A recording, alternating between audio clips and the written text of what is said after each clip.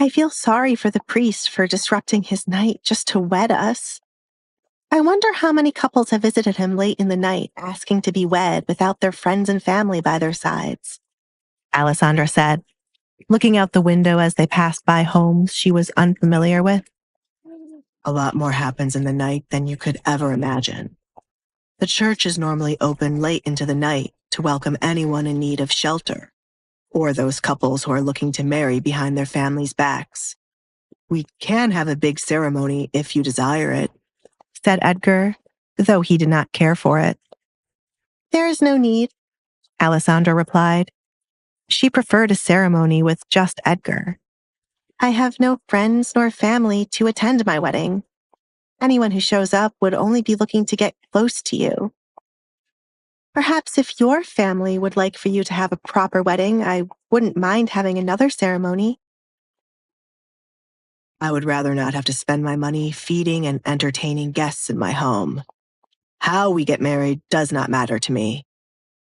I thought every girl dreams of putting on a wedding dress and walking down the aisle.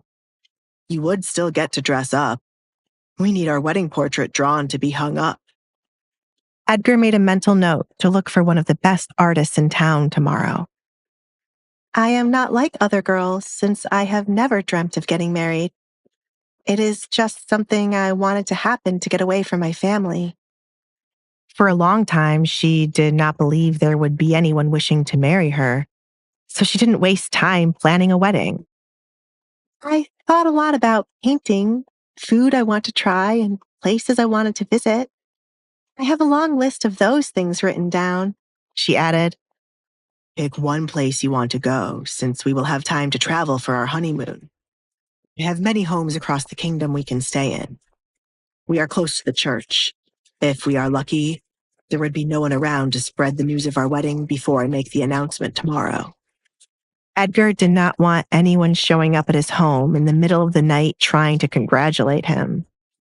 He wouldn't be surprised if the king sneaked out of the castle to confirm if the gossip was true. Alessandra also preferred their wedding news to stay quiet for the night. She had a lot to digest, and the last thing she wanted was for people she did not know to visit her and Edgar. She was not in the mental state to prepare herself for their reactions to her being Edgar's bride. After a night's rest, she would be. Probably. It's a shame your mask fell. I should have collected another one before we came to the church. I don't think there would be a store selling proper masks open at this time, said Edgar. What masks are not proper? Alessandra accidentally asked out loud. A tiny smile appeared on Edgar's lips. Of course, the masks are nothing like what you wear. And how do you know about all of this? Alessandra could not help being curious. Their marriage wasn't out of love, and she had no right to stop Edgar from indulging himself in these kinds of things, but she felt the need to ask. I don't know if you are aware, but I am the one leading the case for the young women who have gone missing. Therefore, I make my business to know everything happening in town. Alessandra heard her father and the workers speaking of young women going missing. No one had any idea who the culprit could be, and young women were warned to always travel with someone. This might just be due to what happened a moment ago, but I would keep an eye on the man wanting to add me to his collection. There is something eerie about it. Smart girl, Edgar complimented her. I have a list of men and women I think could be responsible for the women disappearing. Your little suitor is already on it. Stay away from William Lancaster. William Lancaster. Alessandra repeated the name as it sounded familiar. Then it clicked. I have met him many times when I was a child. He would frequent my father a lot and bring me gifts. He is more than twice my age. How could anyone think to hand me off to a man who watched me play as a child? I feel disgusted. Alessandra's skin crawled the more she thought of the many encounters she'd had with William as a child. Her father did not deserve such a quick. It is something that happens behind closed doors. When people who are used to riches are in debt, they would do anything to get money. Your father has paid for what he has done, and I am certain wherever he is now, he is being tortured. Edgar said to give Alessandra some peace. Edgar began to regret not torturing Desmond instead of giving him a quick. The best possible way to make Desmond's soul restless would be to ruin the one thing he truly loved, his reputation. Alessandra would be shielded from his bad reputation as she would be a Collins in a matter of minutes. We have arrived at the church. Do you need a moment to yourself? Edgar added when she gave him no response. She had a lot to think about when it came to her father and what he was going to do to her tonight. No, I'd rather not be alone. We should hurry inside.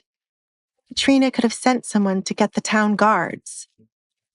Alessandra cleared her throat, pushing what she felt to the side. There was no time for her to sit here and think about her father or what she was feeling. Edgar took her word for it, seeing no point in pushing her to have alone time when she did not want it.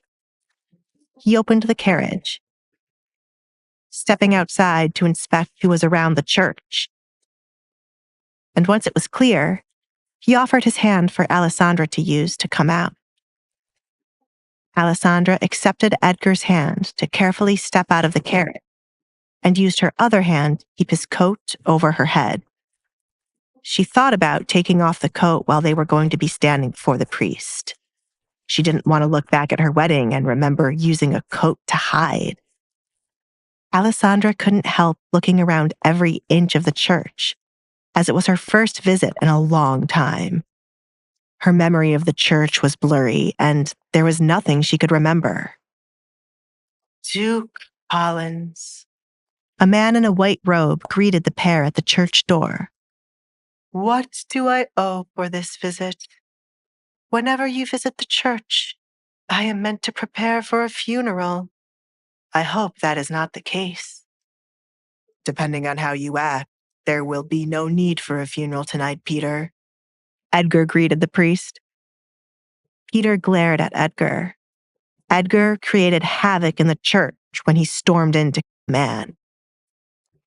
That was your fault for hiding a man who committed murder.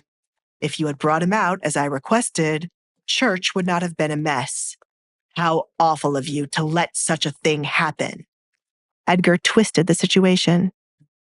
Meanwhile, Alessandra was surprised to hear Edgar kill someone in a church. How many times was she going to be surprised by his actions the more she got to know him? Why are you here, Edgar? There is no one here but the priest, and I am certain they did not kill anyone or commit any other crimes.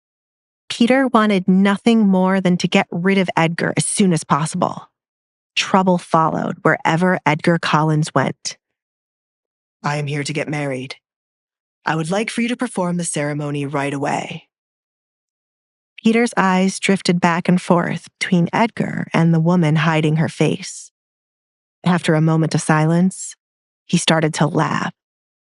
However, when Edgar did not seem amused and the woman did not react to the joke Edgar told, Peter's laughter died down. Why didn't the two of you laugh? Are you seriously here to get married? Do you think I would waste my time coming here for a joke? I don't like to waste my time, Peter. Can you do it?